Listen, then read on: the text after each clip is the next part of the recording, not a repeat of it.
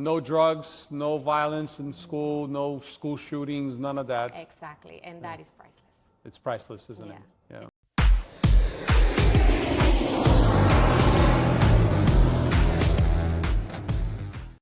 I'm here with Maria Escobar, a nutritionist, originally from Colombia, a immigrant, a global citizen, American citizen, living in Dubai and pursuing her dreams. Maria, thank you for being here with us in our wonderful podcast. Tell me, what drove you to first immigrate from Colombia to, was it Canada? The first one was US as a student. Okay. Then from US only 1 year because it was student visa, to Canada for 14 years. Colombia, US again, and then Dubai. Wow. So the story kind of starts there. US back then it was to learn English, obviously. It was something that, at that time my dad gave us. And back then Colombia used to be a very dangerous country. I mean, Pablo Escobar, to say the least, it was under full force. And so we couldn't return to Colombia because my dad was a lawyer and he was, So the best option, we couldn't extend our visa. We didn't know good people to help us with the visa back then. I'm talking about 2000. So the best thing we could do is go to Canada and apply for, asylum students kind of thing. Right. And that's how we got there. And then when I was studying, I started in Canada. I got a scholarship. And that's how I started my nutrition degree because that's always been my passion. And then I graduated as a registered dietitian in Canada. And that's how my journey kind of started. From that point when you started and wanted to develop your profession, what was the driving factor for you to stay or leave Canada at that point? Because you finished your studies in Canada, and then you decided to pursue something else, and then you went back to the U.S. So what was that transition for you? Honestly, what drove me out of Canada was nothing but the weather. I have to admit. I think the Canadians watching this will be really upset when we say, but that's the truth, right? So it is the truth. Canada is a great country. If someone likes cold weather, I would say definitely put this as an option on your global life. But I'm not a cold person at all. So it was the cold weather that drove me out of Canada for sure. And then obviously looking to a warm place in between US and Miami was definitely the one that I was like, okay, I can do this. And then the good thing about my knowledge and all the skills that I acquired with my degree, a lot of them were transferable to other industries. So I worked with the Miami Heat, I worked with private aviation, I worked with a lot of things, but always in the background, one way or another, I was always working with nutrition and wellness. Even just like clients that I would do part-time or just advising people or creating a small training group classes with friends. So that always kind of it's always been part of my life. And when I moved to Dubai with one of the industries of private aviation, and that just was not the expectation that I had working in a corporate world anymore. And I started doing my business here as a nutritionist. That was it. I mean, I was like, right now, Dubai is very focused, or there's a high demand for people to, age well, to live better, to get the full potential of their lives. And a lot of people are learning that the best way to do it is through a good lifestyle. So that's when I was like, you know what? This is the moment. It is a city and a country of opportunities. I investigate how to bring my degree to Dubai. We investigate how to set up the business. How easy was it for you to be honest with you, a lot easier than I ever imagined. Again, How long did it took, the entire process? Like 4 or 5 months. That's it? That's it. So about 12 weeks? Yeah. Okay.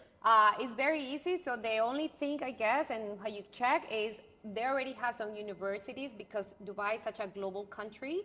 They have some universities already registered into the Ministry of Education here in the UAE. Okay. So if your university is into that category, which I'm sure they have tons of them, your curriculum is uploaded already.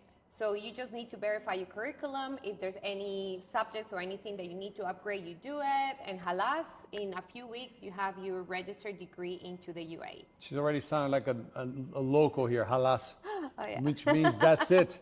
All right. But and you said, well, of course, and you have the curriculum, but did you have to do a test, a new test that you, or to In pass my a case, license? I didn't. Okay. Because again, all the courses everything that was accredited already. Okay. But for a few cases, if the university or the degree is not updated or up to date into their system, you do take a few tests, which from what I heard, they're not very difficult. So yeah, it's very easy. I mean, what I'm thinking is I graduated in Canada, US is like right there is the neighbor country.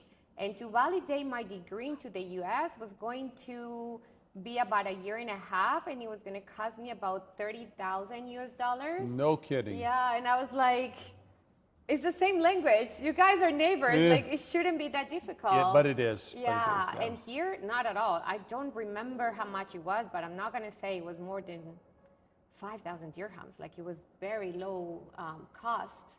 So, yeah, definitely encourage people to, when they move to Dubai, find out how can they register their degree here, because it's worth doing it. Then now you register with the local authorities. You, obviously, you had your green card, and you already had this global life, and then you decided voluntarily to become a United States citizen. You naturalized as a U.S. citizen. What was the motivating factor, since you already had an international life, and you were already you had already ties with the UAE, and you were coming and going at that time, and what motivated you not to just simply stay as a Colombian and not become a U.S. citizen? To be honest with you, I think this is very kind of silly. Retirement. The retirement. Yeah, you think about it. Yes, you pay taxes in US. So I'm actually also Canadian. So Right. I have the 3 citizenships. With Canada, you can just sign something, say, I'm no longer living here. You don't have to pay taxes. Same thing in Colombia, the US, regardless where you live, you pay taxes. I wouldn't give it up. Not just pay, declare. Declare taxes. Declare taxes. Yeah, that's true. I That's declare. I haven't paid. Payment declaration It's is different. different. Very true. Very, very true. And thank you for the clarification. So I do declare my taxes and everything like that. But US, it just does represent a part of the world that is central, that if anything, just if you want to go back somewhere, that's a country you want to go back to. And I just think that's kind of like a safety blanket. A lot of opportunities always come there. So I think if the business grows here in the UAE, my next step will be go back to the US and grow my business there, right? Like that's always going to be a country that is going to be full of opportunities. So having a US residency or citizenship, I think it's a door that you want to have there. It's just a safety blanket that it gives you the reassurance that no matter what happens, you have a good place to go to, regardless of the situations that you go, U.S. goes back and forth regarding political. U.S. is U.S. So it's important. Being a citizen of Canada, you also have access to the Commonwealth countries, which will be, the former colonies of Britain, right? So, Correct. Yeah. and also has that pathway back to the UK and also Canada and the certain Caribbean islands as well. Correct. So that also helps, right? Correct. So I do feel like a global citizen, like definitely, you say. definitely. For sure. And when you came to the UAE, you and your husband decided to be part of this global community that we have here in the UAE. Did you feel any different? You as a woman, I mean, I'm sure there were a lot of misconceptions that you had heard before coming to live here about women having to cover up to their eyeballs or not being able to show any display of affection. Yeah. How was that? So how was that for you? Thank you for asking that question, because I really need the world to know the reality. I was living in Miami before I come to Dubai, and I gave up most of my clothes because I thought they were not UAE appropriate. Okay. Not that I dress in a certain way, but I really thought the culture here was very, very conservative.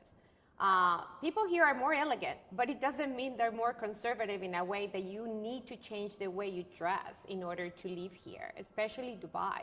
Dubai, living as a woman, you have the freedom, but on top of everything, you have the safety.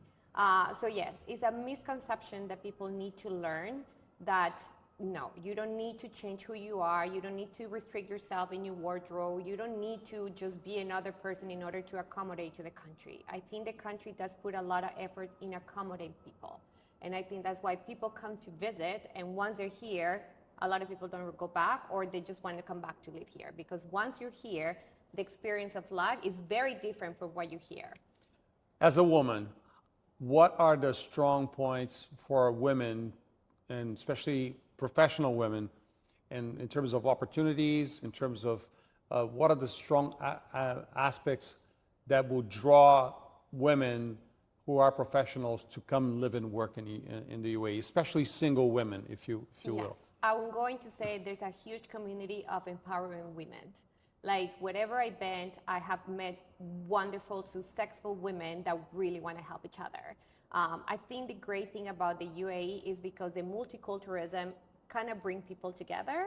And I've been very blessed that, I don't know, one day I went to a wellness event and then I became best friends with the owner, and now we're working together. And she's like, I'll help you. You know, I've been there for you. I've been in Dubai for 8 years, so let me know what you need. And now I'm doing the same, right? It just kind of feels.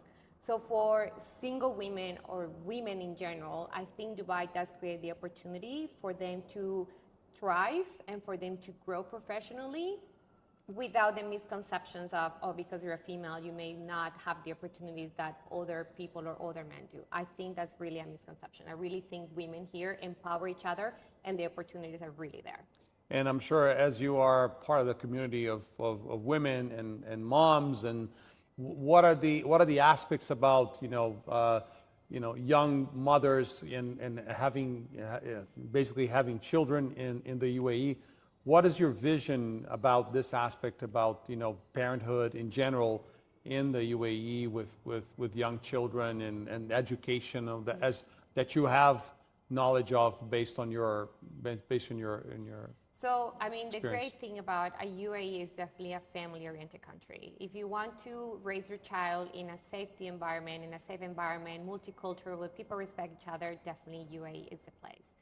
Where we live is a very beautiful community. You see the 7-year-old with the credit card in the grocery store getting the groceries for probably lunch, and you're like, in our countries, you don't see that anymore, No, right? you don't. You don't see that in America. You definitely don't see that in Brazil. Yeah. You don't. And it's the little kid, like 7 years old, with the shopping bag and the list and getting the tomatoes and everything. And that's what it is like. This is wonderful. Imagine now you can give that freedom and independence to your child to be a little human since a very early age. A lot of support as well for families, meaning a lot of daycares. Education is everywhere.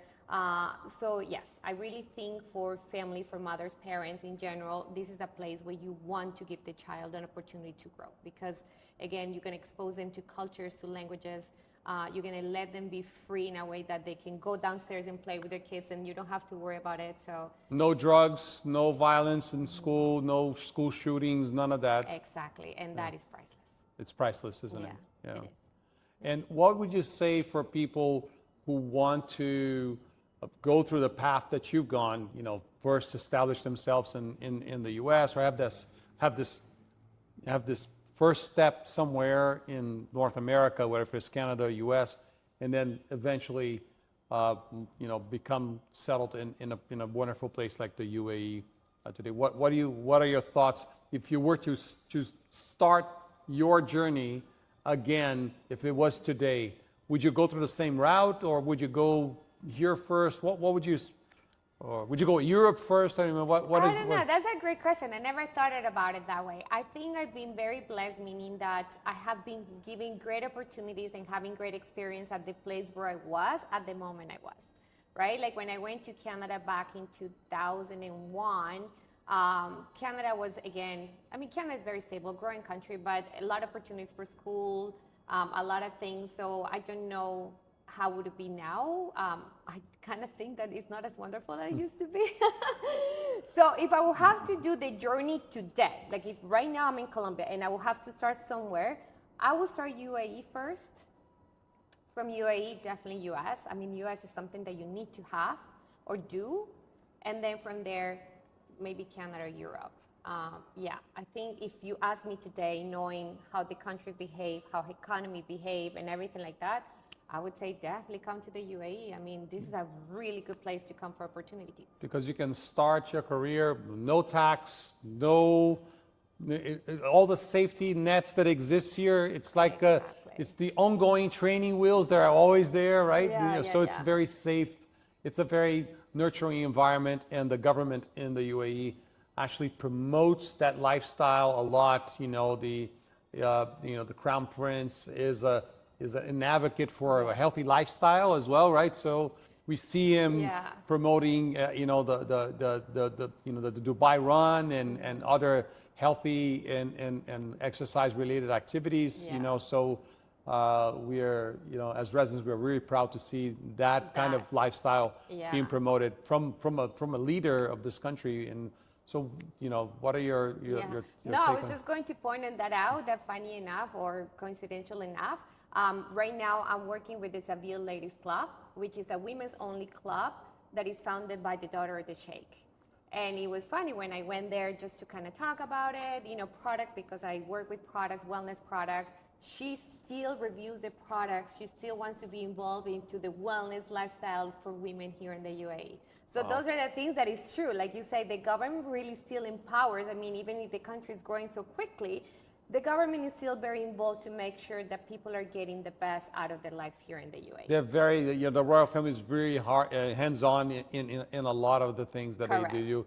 And they're very careful to make sure that we all feel very welcome in here. Right? Exactly, yeah. Well, and if you want to learn more about nutrition and learn about having a healthy lifestyle, I've tagged Maria and her social medias here on this video. And if you want to learn more about how to become a global citizen and empower yourself to live a world that really is expecting you to bring all that you can bring to it, talk to me and our team here at HAYMAN-WOODWARD. I'll put the link below so you can have a consultation with one of us. Thank you very much for participating. Thank you. No, it's wonderful. Thank you so much. Thank you. Bye-bye. Thank you. Bye.